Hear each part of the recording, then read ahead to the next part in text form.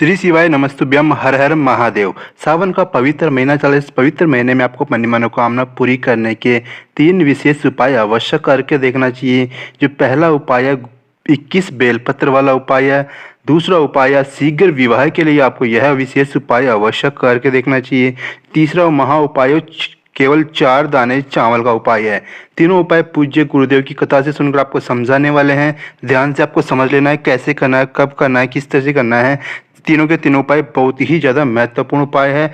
सबसे पहले बात करते हैं 21 बेलपत्र वाला उपाय। यह उपाय बहुत ही ज़्यादा विशेष हो जाता है क्योंकि इसमें आपको 21 बेलपत्र की आवश्यकता होती है। भगवान महादेव जी की शिवलिंग के ऊपर आपको 21 बेलपत्र समर्पित करना है। कैसे समर्पित करना है आपको ध्यान से समझ लेना है।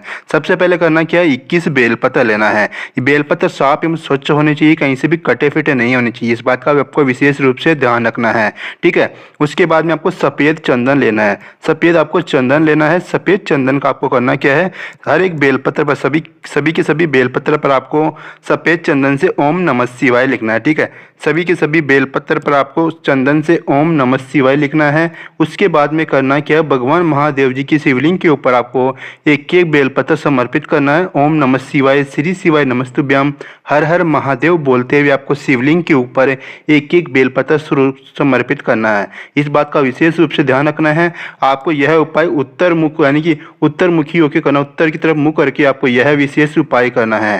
साथ ही एक बात का आपको विशेष रूप से और ध्यान रखना है कि आपको बेलपत्र किस दिन नहीं तोड़ना चाहिए। बहुत ही ज़्यादा महत्वपूर्ण बात है कि आपको बेलपत्र किस दिन नहीं तोड़ना चाहिए। ये सबसे पहले जो तिथि आती है वो होती है चतुर्थी तिथि। आपको भूलकर भी चतुर्थी तिथि के दिन बेलपत्र नहीं तोड़ने चाहिए। जो चतुर्थी तिथि होती है भगवान महादेव जी को प्रिय होती है, इस दिन बेलपत्र नहीं तोड़ना चाहिए। इसी के साथ ही किसी भी अष्टमी के दिन भी आपको बेलपत्र नहीं तोड़ना चाहिए। जब भी आप बेलपत्र समर्पित करते हो आपको उससे एक दिन पहले ही आपको बेलपत्र तोड़ करके रख लेना चाहिए। उसके बाद में नवमी तिथि के दिन भी आपको बेलपत्र नहीं तोड़ना चाहिए। इसका भी आपको विशेष रूप से ध्यान रखना है।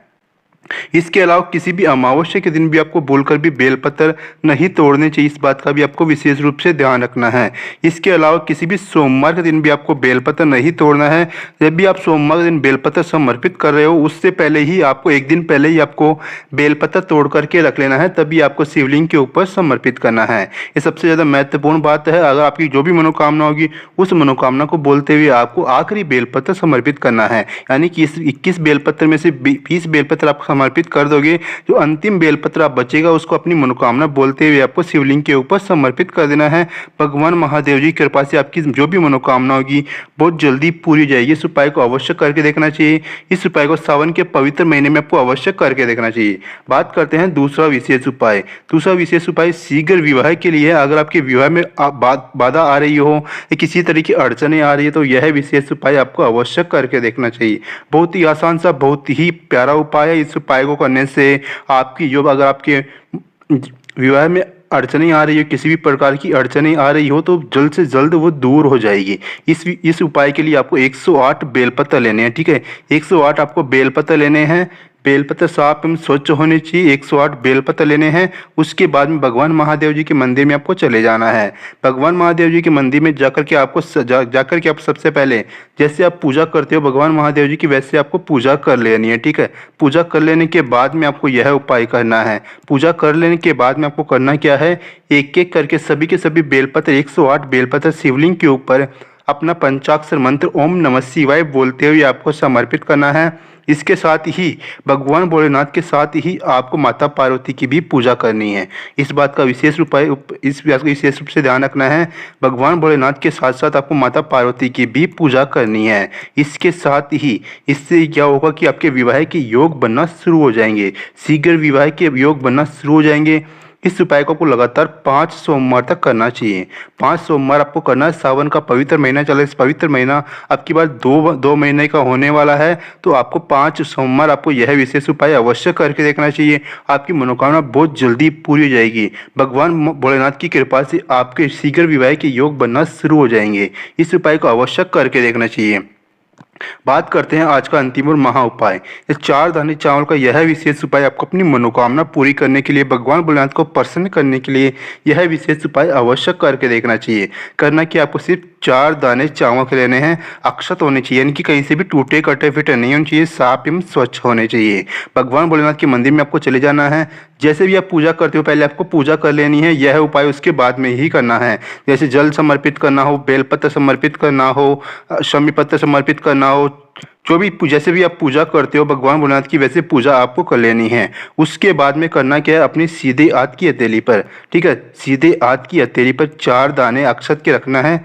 4 दाने आपको अक्षत के रखना है। उसके बाद में अपनी मनोकामना बोलते हुए शिवलिंग के ऊपर 4 दाने ऐसे की ऐसे समर्पित कर देना है।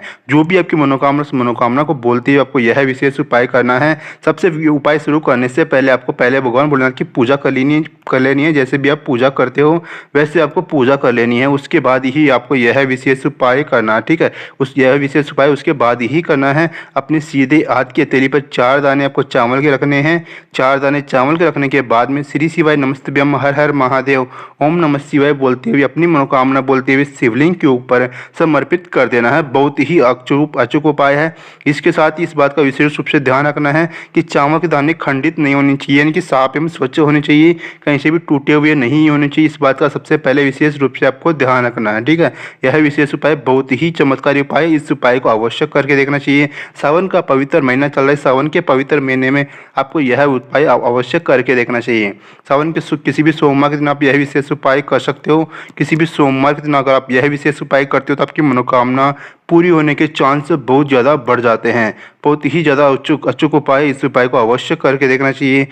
तीनों उपाय आपको अच्छे समझ में आ गए होंगे। अगर कोई भी उपाय आपको कोई भी डाउट होता है तो आप हमें कमेंट करके पूछ सकते हो। वीडियो अच्छा लगा वीडियो को लाइक कर दीजिए, चैनल को लीजिए सब्सक्राइब, कमेंट में लिख दीजिए श्री शिवाय नमस्तुभ्यम हर हर महादेव।